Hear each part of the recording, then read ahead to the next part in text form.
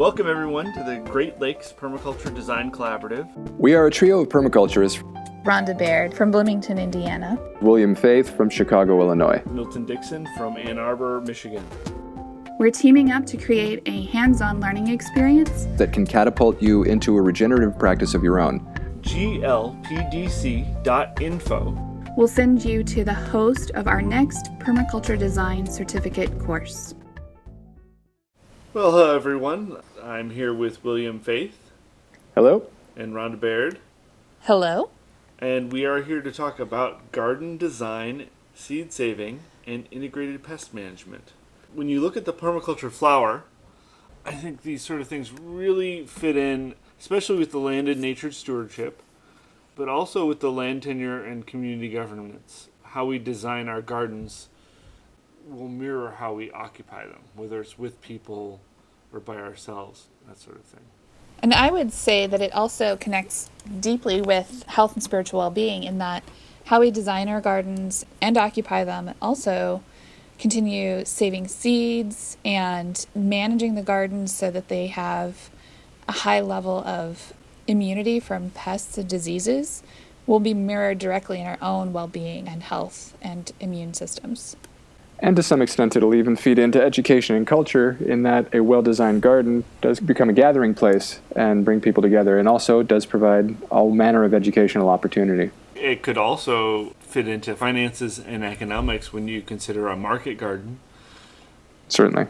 There is an appropriate place for buildings in a garden, and we'll actually see that in this presentation.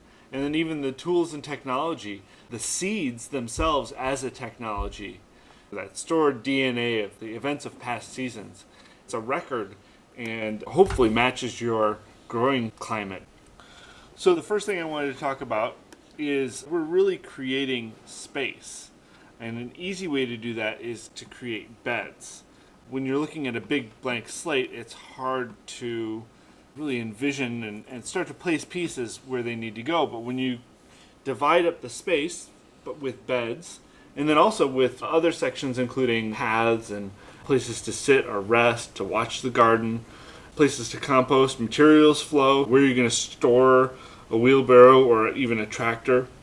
All of those things, once you start making the spaces, here's where I put the tractor, here's where I sit, they're going to really define your garden and shape it.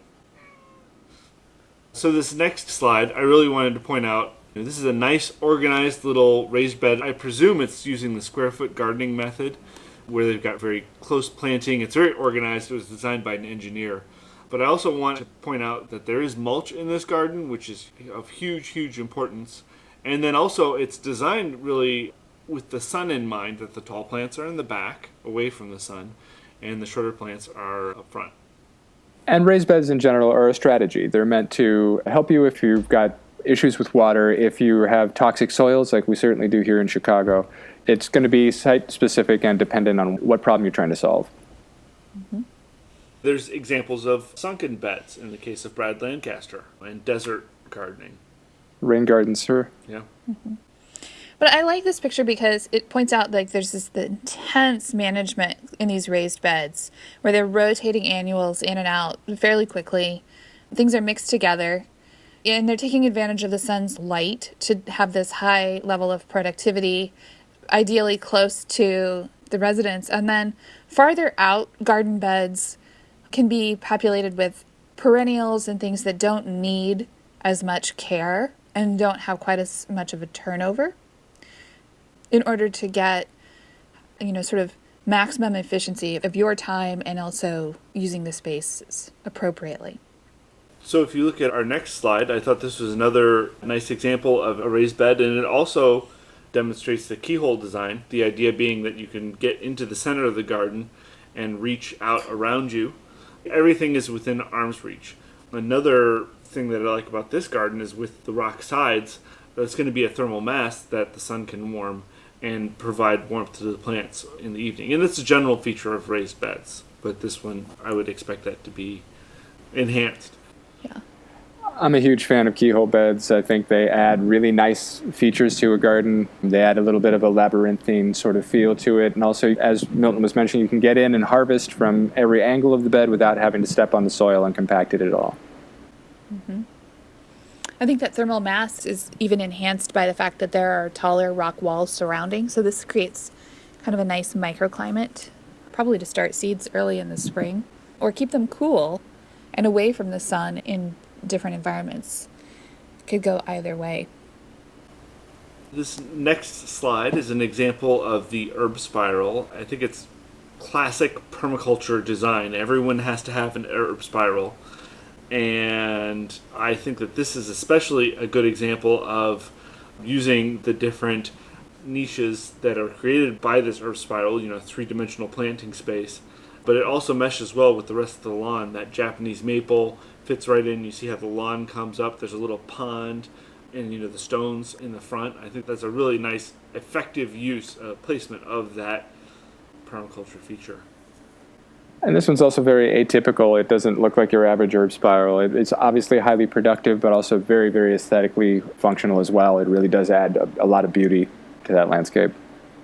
I would say just like the keyhole is a traditional shape and the herb spiral is somewhat cliched permaculture shape. Somewhat. It's there because it demonstrates the idea that going vertical and creating that three-dimensional shape that Milton was referencing maximizes the use of space. You can fit more bed into a smaller space by spiraling up.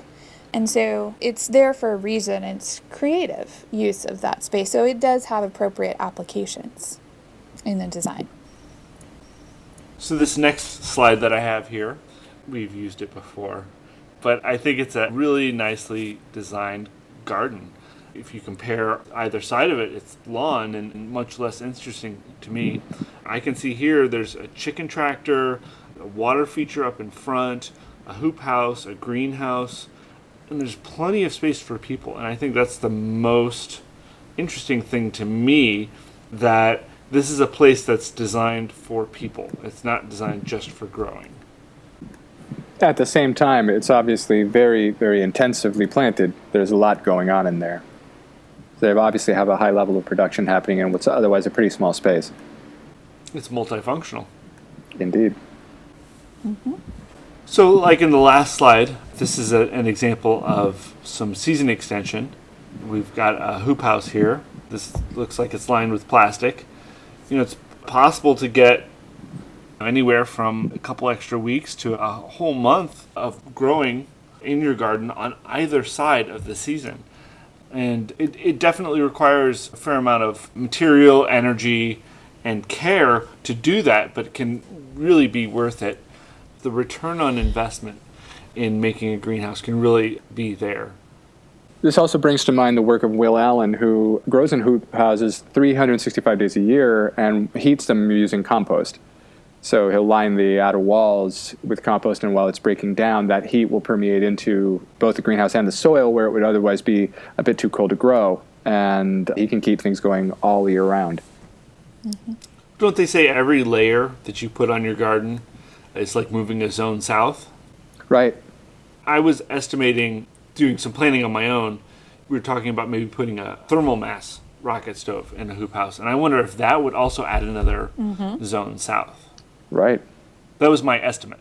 Yeah, I think with hoop houses, and they don't have to be this large, a tiny little hoop house or even row cover over small hoops covering a bed can make a big difference and take cold hardy plants through some winters, depending on where you are. So the ability to harvest fresh produce from your garden all year round, or to start seeds earlier in the spring so that you can not have to buy transplants, it saves you money. And then in the summertime, you can get creative with how you use a space. Some heat-loving plants will take advantage of that environment, or if it's ventilated right, you can use it to dry produce. There's all kinds of creative uses of hoop houses and greenhouses. And so this is an example of a greenhouse in the Rocky Mountains. It was the first version of a greenhouse that was up there, built by Jerome Osentowski at Crimpy. One of the things that I think was especially Interesting about this is that the greenhouse is designed to make use of the thermal mass underneath. So it was actually using a solar-powered fan to, at appropriate times, draw in the warm air and store that warmth in the soil, and then at night to draw the warmth out of the soil and put that back into the air to keep that space warm. And he had bananas and figs in the Rocky Mountains. Something like 6,000, 7,000 feet. I understand that he had a sauna connected to it, and occasionally he would run the sauna on the coldest of stretches. That's right. And a fairly small investment in the grand scheme of things to keep things productive. Really, it's that good design. Yep. Taking the time ahead of time to think it out and think what you want and think what resources you have and to put them all together.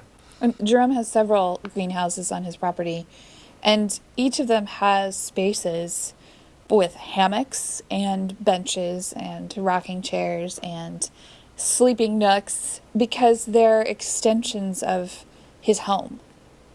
They're meant to be lived in, which I think is fantastic. Indeed. Lovely.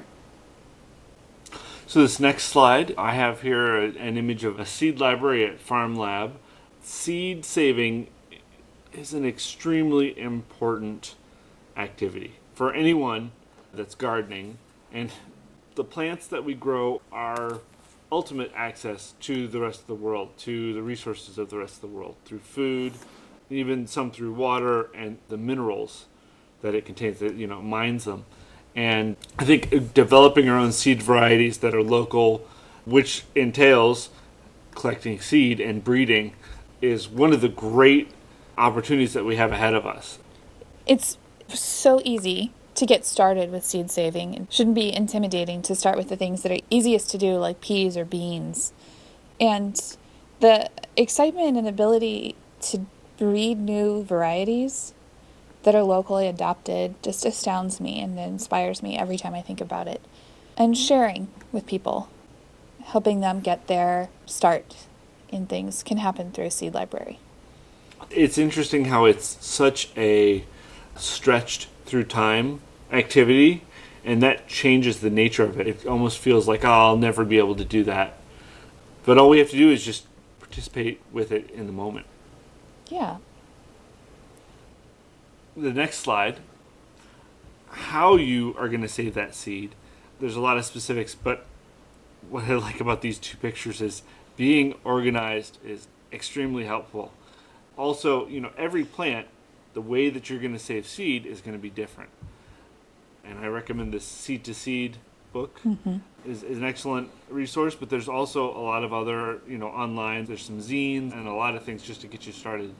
Another thing that I really think is important is knowing about plant families, and that's why I put it in here, because the plant families are useful to know when you're talking about seeds and variety of seeds, and knowing that this is a pumpkin and this is a squash.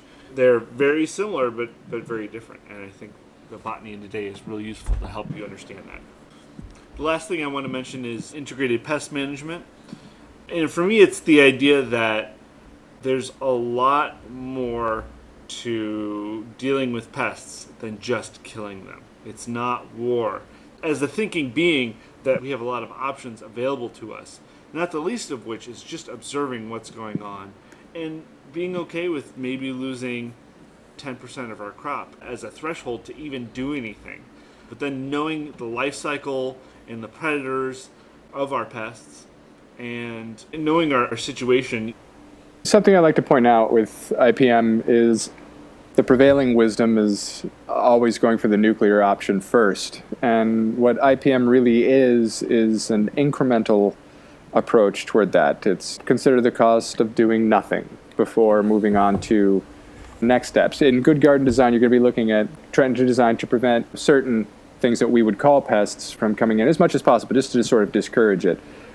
And then the next thing is going to very simple physical things like removing aphids with your hand and trying minimally invasive things before going to maybe like biological stuff like BT or neem oil or something like that before going to the extreme. Yeah. And you kind of indicated, William, that we want to set things up so that we discourage pests in the first place. And we can do a lot with how we organize the garden, how we mix things up, using lots of flowers and plants to give off scent to confuse pests. And I would add finally that as you develop a diverse and evolving system, the pest predators naturally show up and help keep pests in check. It was something that proved itself for me in my own system. It was every season that I got something that was a pest that was blighting something that I had planted. By the next season, whatever the predator was for that pest would show up and take care of the problem. Mm-hmm. And these are two examples of pest predators. On the right, we have a pirate bug, which feeds on white fly nymphs. And on the left is a tomato hornworm that's been stung by a braconid wasp, and its eggs are laid on its back and are going to feed off of it. Pretty fabulous. Nature. Ultimately, we really did touch on all of the different petals in this flower, talking about some different garden ideas, some ways to extend it, ways to make sure that we integrate not only ourselves but the rest of nature into it, and ways to perpetuate it, to continue it forward through seed saving and just being successful